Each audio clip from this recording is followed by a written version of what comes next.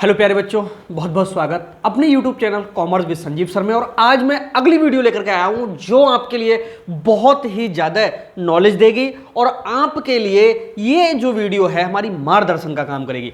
ऐसी 2-3 वीडियोज आपके लिए आएंगी। क्यों, क्या होता है कि जब आपने हाई स्कूल में कॉमर्स को पढ़ा होता है और 11th में जब आप एंटर करते हैं तो कुछ आदतें आपकी जो है वो हाई स्कूल वाली और उससे पहले की जो क्लासेस हैं उनकी वाली बनी हुई होती हैं। उन आदतों को हमें छुड़ाना होगा। क्यों छुड़ाना होगा? क्योंकि हमारे चैनल पे आने के बाद सोचो सिर्फ हम पास हो जाएं इतना ही पर्याप्त है। जी नहीं, हम ये नहीं चाहते सिर्फ आप पास हो, हम ये चाहते हैं कि पास होना तो बहुत छोटी बात है, हम लोग सफल होकर के दिखाएंगे। ओके, और ये धारणा अगर आपने आज मन में बिठा ली 100% आप सफल होंगे। सफल होने का मतलब आप समझते हो, अपना जीवन यापन करने के लिए भाई कहीं पर किसी को सेवा प्रदान करोगे, अपना नाम रोशन करोगे, हमारा नाम रोशन करोगे, अपने मम्मी पापा का नाम रोशन करोगे, वही चीज एक सफलता में बदल जाती है। यानी हम अपने आज के समय का सदुपयोग करते हुए कल का भविष्य कैसे उज्जवल करेंगे, इस पर हम बात करेंगे। और वो सब कैसे संभव है, आज की जो वीडियो है कक्षा 11 कॉमर्स सत्र जो अब हमारा स्टार्ट हो रहा है 22 और 23 का। कुछ बच्चों के रिजल्ट आ चुके हैं, कुछ के आने वाले हैं, कुछ लोगों ने हमारे यहाँ क्लास भी ज्वाइन कर रखा है, रजिस्ट्रेशन चल रहे हैं लगातार हैं। तो एक चीज और बता दें, आपको नंबर दे दें कहीं भूल जाएं, 97-198-11101। ये कक्षा 11 वालों के लिए हेल्पलाइन है। 11 वालों के लिए हेल्पलाइन में मैं आपको बता दूं, यहाँ नाम, क्लास, एड्रेस भेज करके ग्रुप में शामिल हो सकते हो और क्लास अगर ज्वाइन करना चाह रहे हैं तो क्लास भी ज्वाइन कर सकते हो। ये आपके लिए एक हेल्पलाइन का काम करेगा। ओके, अब मैं बता दूं कि कक्षा 11 में कॉमर्स की तैयारी करें कैसे। ठीक है, क्योंकि क्या होता है कि नए नए बच्चे होते हैं। अब आपको बताएं कि देखो पढ़ाते तो बहुत लोग हैं, लेकिन होता क्या है कि हम लोग कुछ ऐसी ट्रिक बताते हैं, उस ट्रिक के थ्रू आपको हम और बच्चों से सबसे पहले आगे ले जाते हैं। सबसे पहले बात होती है कि अगर हम तैयारी करेंगे तो जो पहला पॉइंट होता है वो है आप अपने आप को किसी से कम ना समझें। देखो, हर बच्चे के अंदर एक प्रतिभा है छुपी हुई, और कुछ बच्चों के दिमाग में एक बात होती है कि अरे मुझसे वो आगे है, वो आगे है, ये आगे है। ठीक है, वो वक्त और था कि आपसे कोई आगे था। सबसे पहली बात ये होती कि जब हमको कामयाब होना है तो हमें कंपटीशन में बैठना पड़ेगा, और जब हम कंपटीशन में बैठेंगे तो सबसे पहला जो कंपटीशन है वो आपके क्लास के बच्चों का होगा। जहां कॉलेज में आप एडमिशन ले रहे हो उस कॉलेज में जो भी आपके क्लास के बच्चे हों, 2, 4, 6, 10, 5, 100, 200, 300 जितने भी लोग हों, सबसे पहला कंपटीशन तो हमें उनसे करना है। क्यों करना है? क्योंकि टीचर भी कॉलेज के उन्हीं बच्चों पे सबसे ज्यादा ध्यान देते हैं जिन बच्चों का जो सिलेबस है वो अच्छे से चल रहा होता है। उनको लगता है ये बच्चे पढ़ने में होशियार हैं, उनको ये लगता है बच्चे ये काम करके ला रहे हैं, उनको लगता है ये बच्चे याद करके आ रहे हैं। तो सबसे पहली बात है कि इन सब चीजों में अपने आप को अच्छे से प्रेजेंट करने के लिए आप अपने आप को किसी भी बच्चे से कम ना समझे। क्योंकि अगर आपने ये दिमाग में सेट कर लिया कि नहीं मैं पढ़ने में थोड़ा कमजोर हूं, तो 100% आप कमजोर हो जाओगे। अगर आपने मन बना लिया नहीं मुझसे अच्छा कोई नहीं है, मैं सबसे आगे निकलूंगा, तो 100% आप सबसे आगे ही निकलोगे। तो पहली चीज तो यह है कि कॉमर्स की पढ़ाई करने से पहले ये मन में धारणा बना लीजिएगा कि हम किसी से कम नहीं हैं। ओके, क्यों? क्योंकि आप हमारे चैनल से जुड़ चुके हैं। चैनल सब्सक्राइब तुरंत कर लीजिएगा, क्योंकि यहां से आपको सारी चीजें मिलेंगी। क्लास ज्वाइन करो ना करो वो कोई फर्क नहीं पड़ता, जहां इच्छा हो वहां पढ़िए आप, लेकिन हमारे यहां पर जो आगे की पढ़ाई है वो आपको चैनल पर ही मिलेगी। तो चैनल सबसे पहले सब्सक्राइब कर लो, जिससे सारे वीडियोज आपके पास तक पहुंचते रहें। दूसरी चीज ये होती है कि कॉमर्स के जो विषय हैं, ठीक है, जो विषय हैं उसका सिलेबस आपको सबसे पहले देखना चाहिए। यानी हमको कितना पढ़ना है। जैसे मान लीजिएगा कि हमें कोई चढ़ाई चढ़नी है तो कहां तक, यहां तक चढ़ के जानी है। जब पता होता है तो इसका मतलब है कि हमें पूरा पहले अनुमान होता है कि हाँ हमें यहां तक जाना होता है। और जो लोग अपना स्टेप ही नहीं बनाते हैं, अपनी मतलब लक्ष्य नहीं बनाते हैं जीवन में, तो उनका काम क्या है, चलते चले जाते हैं, बाकी जीवन का कोई उनका उद्देश्य होता ही नहीं है। तो एक लक्ष्य बनाइए। तो यहां पर मैं बता दूं आपको सबसे पहला काम है कि अपने आप के अंदर एक ऊर्जा लाना है, ऊर्जा भरना है, यानी अपने आप को मोटिवेट करना है। दूसरी चीज है कि अपने विषय का सिलेबस जरूर देख लीजिएगा। और सिलेबस भी कॉमर्स में मैं बता दूं, एक तो आपका अकाउंट है और दूसरा क्या है, बीओ है। तीसरा आप मैथ लेते हो, इकोनॉमिक्स लेते हो या जो भी लेते हो, उसका सिलेबस जो लोगे वो जो सब्जेक्ट आप लोगे उसका सिलेबस हम खुद डाल देंगे, क्योंकि धीरे धीरे करके सारे सब्जेक्ट जो होते हैं उनके सिलेबस आ जाते हैं, लेकिन अकाउंट का, बीओ का, बैंकिंग का, ये तीनों सिलेबस आपके वहाँ पर पड़े हुए हैं। इकोनॉमिक्स का भी पड़ा हुआ है, ठीक है। और इसके बाद में आता है कि भैया अपने आप को तुम मजबूत कर रहे हो, सिलेबस भी आप देख रहे हो। तीसरी चीज आती है कि नोट्स कैसे करके बनाएंगे, ठीक है। क्या होते हैं नोट्स, ऐसा क्यों है, ये नोट्स पे हम क्यों मतलब ज़्यादा जोर देते हैं। जिसके जितने अच्छे नोट्स होंगे उतना ही अच्छा उसका क्या होगा, प्रदर्शन होगा। देखो नोट्स बनाने के लिए मैं बताऊं कि आपको टाइम बर्बाद नहीं करना होता। जैसे जिन लोगों ने मतलब कुछ बच्चों ने हमारा जो हमसे जुड़ चुके हैं, वो बच्चे बार बार हमसे एक चीज़ ये पूछते हैं कि सर जी किताबें बता दो। अरे यार एक बात बताओ, जब हमारे चैनल पे आ गए तो आपको किताबों की ज़रूरत कहाँ है। इतनी किताबें आपको खुद इकट्ठी करनी होती, तो फिर हमसे जुड़ने का फायदा क्या होता है। हमारे जो आपके पास में कुछ बच्चों के पास में नोट्स पहुंचे भी हैं, जरा नोट्स पढ़ के तो देखिए, कोई भी टॉपिक छूटा हुआ नहीं होगा नोट्स में, और इतनी हेडिंगें होंगी कि शायद 4-6 किताबों को इकट्ठा करोगे तब भी आपसे वो इतनी हेडिंगें नहीं ढूंढ मिलेंगी, और इतनी इजी होंगी कि शायद आपने सोचा ना होगा। तो नोट्स उन्हीं की कॉपी आपको अपने कॉपियों में करना है, लेकिन जैसे हम बताएंगे तब करना है। अभी रोके रहिएगा, इतना जल्दी मत कीजिएगा, क्योंकि अभी तो मैं बताऊं सही से स्टार्टिंग भी नहीं हो पाई है। इसलिए नहीं हो पाई क्योंकि कुछ बच्चों का रिजल्ट अभी पेंडिंग में है, रिजल्ट आने को है, ओके। तो वो ये घबरा रहे हैं कि पता नहीं मैं फेल हो जाऊं, क्या हो जाऊं। लेकिन जो लोग हमसे जुड़े हुए थे 100% वो सब अच्छे मार्क्स से पास होंगे। और ये हम नहीं कह रहे हैं, ये हमारा विश्वास, अनुभव, जो पहले के बैचेस निकले हैं उनके बेस पे हम बोल रहे हैं। हमारे चैनल पे आने के बाद में फेल तो कोई होता ही नहीं है, सब टॉप के टॉप बनते हैं जा करके। तो नोट्स को जितना अच्छा होगा तो उतनी अच्छी आपकी तैयारी इसलिए हो जाएगी क्योंकि बार बार जब उतनी हेडिंगें पढ़ेंगे, नोट्स को पढ़ेंगे, तो फिर वो रट जाते हैं। और हम आपको बता दें, हम अपने जो कोर्स चलाते हैं उसको 4 बार रिवाइज करा देते हैं, यानी पहली बार, दूसरी बार, तीसरी बार, चौथी बार, 4 बार जो कोर्स अगर रिवाइज हो गया तो समझ लो उस कोर्स में रह के आ जाएगा, ओके।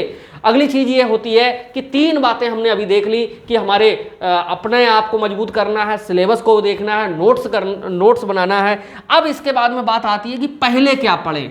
सबसे बात आती है पहले क्या पढ़ें। देखो हाई स्कूल में जिन्होंने हमारे यहाँ पर ज्वाइन किया था उनको तो सब पता ही है कि हाँ सर ने किस तरह से ट्रिक बताई थी। लेकिन अब 11th में नए बच्चे भी हमसे जुड़ेंगे तो उनको मैं बता दूं कि पहले क्या पढ़े। देखो यहाँ पर बहुत कुछ डिपेंड करता है। जैसे हाई स्कूल में जहाँ बच्चों ने ट्यूशन पढ़ी होगी उनकी स्टार्टिंग ही अंतिम खाते से हुई होगी, ठीक है। लेकिन हम क्या करते हैं, कभी अंतिम खाते को सबसे पहले नंबर पे नहीं पढ़ाते हैं। इसलिए नहीं पढ़ाते हैं क्योंकि अंतिम खाते को अगर पढ़ा रहे हैं तो वो अकेले 1.5 महीने से 2 महीने तक का टाइम लेता है। और 2 महीने टाइम लेने के बाद में एक भी एंट्री, जैसे इस बार देखा 1-2 एंट्री बहुत उल्टी आ गई तो समझ लो पूरी मेहनत बेकार। ऐसे पढ़ाने से क्या फ़ायदा है और ऐसे पढ़ने से क्या फ़ायदा है। हमको क्या करना होता है कि सबसे पहले उन चैप्टर्स को लेना होता है जो इजी हैं, जो 100% एग्जाम में आते ही आते हैं, जो हमें आगे कंपटीशन में मिलेंगे ही मिलेंगे, जो आगे की पढ़ाई में हमें मिलेंगे ही मिलेंगे। सबसे पहले हम उन चैप्टर्स को पकड़ते हैं। जैसे जिन्होंने विनिमय विपत्र है और जो बीजक है और जर्नल है उसको पहले पढ़ लिया, इसके बाद अंतिम खाते पढ़ा होगा, वो बच्चे सारे खुश दिख रहे थे। लेकिन जिन्होंने पूरा वर्ष ही अंतिम खाते को सीखने में लगा दिया था वो सबसे ज़्यादा परेशान लग रहे थे। ऐसा नहीं अंतिम खाते सीखना नहीं है, अंतिम खाते 10th में भी थे, 11th में भी हैं, बीकॉम फर्स्ट ईयर में भी आपके लिए मिलेंगे, ठीक है। आगे भी बहुत सारे काम में आएंगे तो हम सिखाते हैं, 100% सिखाएंगे। लेकिन कॉमर्स की जब बहुत सारी ऐसी जो मदें होती हैं जिनको हम मतलब लेन देन में प्रयोग करते हैं, वो जब धीरे धीरे रट जाती हैं तो अंतिम खाते अपने आप बहुत ईजी हो जाते हैं। क्योंकि कॉमर्स के रूल और रेगुलेशंस को अगर जिसने सीख लिया तो बहुत आसानी से कर सकता है। तो 11th में सबसे पहले क्या पढ़ेंगे ये भी समझ लीजिएगा। देखो जब हम अकाउंट में आएंगे, अकाउंट में तो 100% पहले हम लोगों को अब क्या तैयार करना है, जर्नल तैयार करना है। जर्नल के बाद में क्या तैयार करना है, खाता बही तैयार करना है, ठीक है। और खाता बही तैयार करने के बाद में हमें क्या तैयार करना है, तलपट तैयार करना है। और तलपट के बाद में हमें क्या सीखने हैं, अंतिम खाते सीखने हैं। तो इनका एक क्रम है पढ़ने का, ये भी मैं बता दूं। अगर ये क्रम तोड़ दिया तो समझ लीजिएगा कि चैन टूट गई, क्योंकि आपको नहीं पता है, मैं आपको बताऊं ये सब चीज़ें एक दूसरे से जुड़ी हुई हैं। और एक चीज़ बताएं, कॉमर्स में बच्चे बहुत ज़्यादा मतलब कंफ्यूज होते हैं कि गणितीय शुद्धता क्या होती है। जो हमारे नोट्स आपके पास में पहुंचे हैं उनमें भी देखिएगा कि कई जगह लिखा होगा गणितीय शुद्धता, गणितीय शुद्धता, गणितीय शुद्धता। क्या बकवास है ये गणितीय शुद्धता? गणितीय शुद्धता का मतलब ये है कि मान लीजिएगा रमन को हमने 5,000 रुपए दिए हैं, तो ये 5,000 रुपए ही एक जगह पे क्या होना चाहिए, डेबिट होना चाहिए, और दूसरी जगह पे 5,000 क्या होना चाहिए, क्रेडिट होना चाहिए। कहीं ऐसा तो नहीं है कि एक जगह तो 5,000 लिख गए और दूसरी जगह 500 ही लिखे गए, या कितने लिखे गए, 50,000 लिख गए। ये गणितीय अशुद्धता हो गई। गणितीय शुद्धता क्या है कि 5,000 डेबिट में तो 5,000 क्रेडिट में। अगर हमारे पास में 100 से ज़्यादा खाते चल रहे हैं तो दोनों जगह पर डेबिट और क्रेडिट में अमाउंट अगर बराबर है, ये चीज़ बताती है कि गणितीय शुद्धता है। अगर एक भी जगह अमाउंट गड़बड़ लिख गई है, मोस्टली गलती होती है प्यारे बच्चों शून्य लगाने की, ठीक है, जीरो लगाने की गलतियां बहुत अक्सर हो जाती हैं, तो वही चीज़ हमारी गणितीय शुद्धता कहलाती है। और कहीं पर भी अगर जीरो हटता है, ज़्यादा लग जाता है या कम लग जाता है, तो मैं आपको बताऊं उन सब चीज़ों को खोजने की ट्रिक होती है। अगर आज बताएंगे तो ये वीडियो बहुत लंबा हो जाएगा।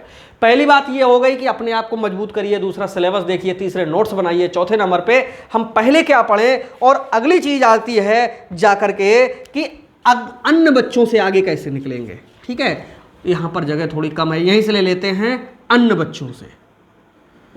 अन्य बच्चों से आगे कैसे निकलें, देखो यही आपका मेन पॉइंट है। सफलता की जो पहली सीढ़ी है वो यही है कि आप अपनी क्लास में जितने भी बच्चे पढ़ रहे होते हैं उनसे आगे कैसे निकलें। इस पॉइंट को फॉलो करने के लिए ऊपर की सारी चीज़ें ही ज़रूरी है कि पहले क्या पढ़ें, नोट्स कैसे बनाएं, विषय का सिलेबस देख लें और अपने आप को मजबूत करें। लेकिन फिर भी अन्य बच्चों से आप किस तरह से आगे निकलेंगे। देखो क्या होता है, हम लोग ऐसी ट्रिक बताते हैं, जो आपकी कॉपी है चेक करने वाले के पास हम जाती है तो वहाँ पर फोटो नहीं जाता है। और आपको एक चीज़ बता दें, अब जो कापियाँ चेक होती हैं उसमें रोल नंबर और कोडिंग से कापियाँ जाती हैं, तो वहाँ पर ये भी पता नहीं चलता है ये कापी लड़का की है या लड़की की है, ये कापी राम की है या श्याम की है, रहीम की है, करीम की है, मोहन की है, सोहन की है, कुछ पता नहीं चलता है। वहाँ पर क्या होता है कि आपका जो लिखा हुआ है उस लिखे हुए के आधार पर ही वो नंबर आपको देता है। और आपके लिए अगर कुछ आ रहा है तब भी आप लिखोगे और कुछ कम आ रहा है तब भी आप लिखोगे। लेकिन कुछ ट्रिक ऐसी हैं जिनको अपनाने से क्या होता है कि अगर थोड़ा कम भी आ रहा है तब भी बहुत अच्छे से आप उसको प्रेजेंट कर देंगे। कैसे करेंगे, जैसे सब बच्चे अर्थ, लॉन्ग क्वेश्चन आ गया, सब बच्चे लिखेंगे उसका अर्थ और हेडिंग डालना शुरू कर देंगे। ठीक है, जैसे एग्जाम्पल के लिए मैं बताऊं कि प्रश्न आ गया पुष्ट पालन क्या है, पुष्ट पालन क्या है, तो बच्चे क्या डालते हैं, सीधे पुष्ट पालन का अर्थ, पुष्ट पालन का अर्थ यही तो डालते हैं, और इसके आगे जो है कथा लिखना शुरू कर देते हैं। माफी चाहेंगे, कथा नहीं कहना चाहिए, उसके बारे में लिखना शुरू कर देते हैं। लेकिन आप क्या करोगे, जैसे ही आए पुष्ट पालन क्या है, डबल इन्वर्टेड कामा में एक दो लाइन आप ऐसी लिखिए जो पुष्ट पालन से संबंधित है। क्या लिख सकते हो, यही चीजें हम आपको सिखाएंगे। आप यहां लिख सकते हो अर्थ भी डालने से पहले कि पुष्ट पालन वह तकनीकी है जिसमें व्यापार को चलाने के लिए पुस्तकें भी रखी जाती हैं और उनमें प्रारंभिक लेन देन के लेखे भी किए जाते हैं। इसी को पुष्ट पालन कहते हैं, जिसको निम्न प्रकार से स्पष्ट किया जा सकता है। अब आप डालेंगे पुष्ट पालन का अर्थ। अब यहां से क्या होगा, ऐसा किसी बच्चे ने नहीं किया होगा। ठीक है, अब यहां से जब आप अर्थ डालेंगे फिर यही लाइनें कहीं पर भी बीच में आप साइड कर दीजिए। अब दो फायदे हुए, ऊपर भी और नीचे भी। अगर वो आपने यहाँ दो तीन लाइनें अच्छे से लिख दी तो समझ लो बीच का कोई चेक करने वाला नहीं, वो समझ गया कि बच्चा इंटेलिजेंट है, भले ही चाहे हमारे बच्चे के लिए थोड़ा सा कम आ रहा हो। इसके बाद में आप हेडिंग चलते जाइए, जो कि आपको नोट्स हमारे मिल रहे हैं वहाँ से आपको पता है कि हेडिंगों की बेशुमार हैं, सरल हेडिंग है, वो डालते चले जाइए। और जहाँ पर लॉन्ग क्वेश्चन का एंड हो रहा हो वहाँ पर हम डलवाते हैं आपसे क्या, निष्कर्ष। निष्कर्ष, निष्कर्ष ये क्या होता है, निष्कर्ष जहां पहले चाहे 3 पेज का आपने लिखा हो, 4 पेज का लिखा हो। और एक चीज़ बताएं, हमारे चैनल पर रहने के बाद आप 6-6, 7-7, 8-8 पेज के लॉन्ग क्वेश्चन लिखोगे, 100% ऐसा हमें मतलब पूरा भरोसा रहता है। निष्कर्ष में क्या लिखोगे, ऊपर से लेकर के नीचे तक जितनी बातें लिखी हैं उन्हीं की 3-4 हेडिंगें, सॉरी 3-4-5 लाइनें आप डबल इन्वर्टेड कामा में ब्लैक पेन से लिखोगे। ऐसा किसी ने नहीं किया होता है। ऐसा करने से क्या होता है कि कॉपी में जो लिखने का तरीका है, उसने जो कॉपी चेक कर रहा है उसने यहाँ से पढ़ना शुरू किया उसके दिमाग में आ गया कि बच्चे की कॉपी और लोगों से अलग है, और जहां पर वो नंबर देगा वहां पर वो आपने निष्कर्ष डाल रखा है वो उसको जरूर पढ़ेगा।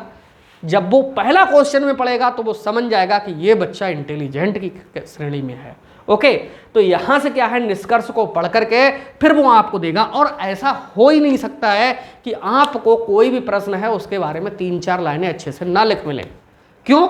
हम आपको सिलेबस दे रहे हैं, हम आपको नोट्स दे रहे हैं, हम आपको सब बच्चों से आगे बढ़ाने का प्रयास कर रहे हैं, हम आपके अंदर हिम्मत भर रहे हैं, हम आपके आगे ये भी बता रहे हैं कि और बच्चों से कैसे आगे निकलना है। तो फिर आप पीछे कहाँ रह जाओगे। एक बहुत बड़ी बात आती है कि हम पढ़ें कितनी देर। लास्ट पॉइंट है ये, कॉमर्स को कितनी देर पढ़ें। जो हमारे चैनल पे आ गए उनके लिए मात्र पर डे 1 घंटा पढ़ने की ज़रूरत है। कॉमर्स को 1 घंटा। अगर कहीं पर भी ट्यूशन लगाते हो, 30 मिनट जाने में 30 मिनट आने में, आधा घंटा जाने में आधा घंटा आने में, हो सकता है ज़्यादा लग जाए। और कॉमर्स के शुद्ध टीचर भी नहीं सब जगह मिलते हैं। क्यों? हमारे पास कमेंट्स आते हैं तो हम पढ़ते हैं, हम देखते हैं। कोई कहता है कि सर जी हमारे यहाँ पर हम साल भर ट्यूशन जाते रहे, हमारे को समझ में ही नहीं आया। कोई कहता है कि हमारे यहाँ पर कॉमर्स का टीचर ही नहीं है। कोई कहता है कि हमारे यहाँ कॉमर्स के टीचर हैं लेकिन हमें उनका जो भी नोट्स है, पढ़ाने का तरीका, वो समझ में नहीं आता। तो इन सब समस्याओं से निजात मिलने के बाद आप चैनल पे आ चुके हो, आप समझिए, और 1 घंटे का टाइम अगर आप दे देते हैं तो कॉमर्स में 100% आप टॉपर बनेंगे। बस 1 घंटा ये डेली का चाहिए होगा, रूटीन का चाहिए होगा, पर डे का चाहिए होगा। और इस 1 घंटे में आपको मैं बता दूं, मुश्किल से 22 से 24, 25, 30 मिनट की वीडियोस आपको देखनी है, और उसमें जो होमवर्क दिया है वो करना है। समझ लो प्राप्त हो गया। इतना करने के बाद अगर टॉपर ना बनो तो शिकायत हमसे करना। तो हम मिलते हैं नेक्स्ट वीडियो में, तब तक के लिए बाय बाय। और कैसा लगा ये आप जरूर लिखिएगा, और अपने दोस्तों के साथ में हमारे चैनल को शेयर कीजिएगा। हम तो आपकी मेहनत कर ही रहे हैं, दिन रात करेंगे, आपके लिए बहुत कुछ करेंगे, और हम आपसे उम्मीद चाहेंगे कि अच्छा सा प्यारा सा कमेंट हमें ज़रूर दें और इस वीडियो को लाइक करें। तो मिलते हैं नेक्स्ट वीडियो में, तब तक के लिए बाय बाय।